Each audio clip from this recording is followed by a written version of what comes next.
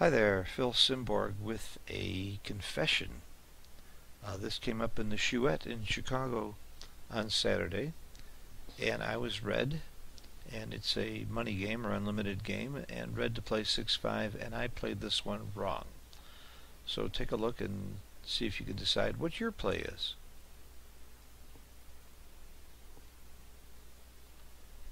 Obviously, the major decision here is whether or not to play all the way off the 17 point, leaving 7s and 8s right now, or play safe inside and don't leave anything.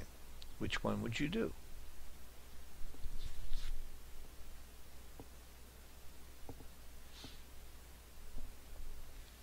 Okay, well, the right play is not to leave the 7s and 8s, not to leave the double shots, a double indirect shot.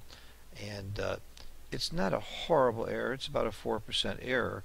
But again, as Falafel mentioned in a lecture I gave in San Francisco, where he was one of my team captains, he said, don't get hung up on these percentages and numbers, because you can change the position slightly, change the score, change the position of the cube, and these numbers can change greatly. The most important thing is to understand the concept so that you will get these kinds of plays right later. And the main concept here is that if you don't leave the shot, by the way, I'm going to click on Final, and it'll show you what it looks like if you make my play.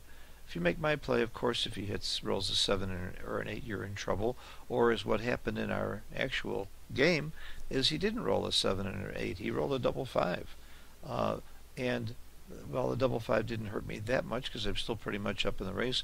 I didn't clear this checker next time, and he got another shot. Of course, I got lucky, and Carter was having one of his bad days and didn't hit me, and I won anyway. But that's one other problem with this play. You don't always get the next checker home safely. But the other reason for making the right play is that blue may come to you. How does he play his 5s and 6s? There's all kinds of scenarios where you get the shot first by staying back. You're still up 35 pips in the race, and it's not likely that you're going to leave a worse shot next time.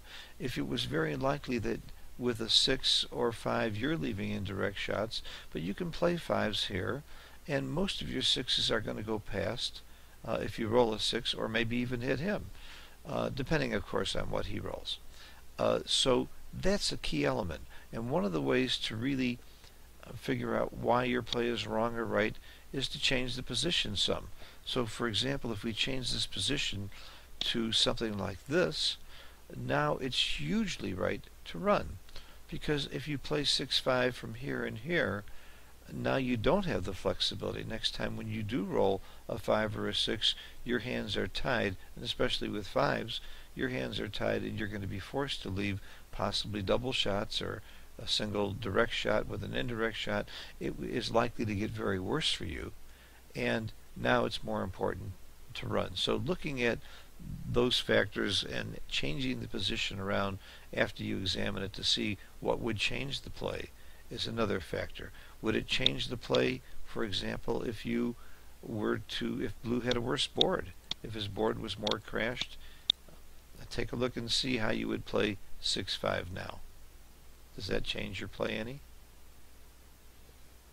Well, reason it out. This play, now the race is much closer, and you can't afford to stay back and just let him get back in the race and start crashing checkers. So the race becomes the major consideration here, and staying back hurts your race enough to where you really do need to take the chance of giving him the 7 and 8. And in addition, if he hits you with the 7 or 8 with his 5 and 6 point open now, you've got life after death. You come in right away, and you're not going to see this cube in your face. So again, all kinds of things change when you change the position, but every time you change the position, you get more insights into the original play as well. Hope this helps you, and thanks for watching. Bye-bye.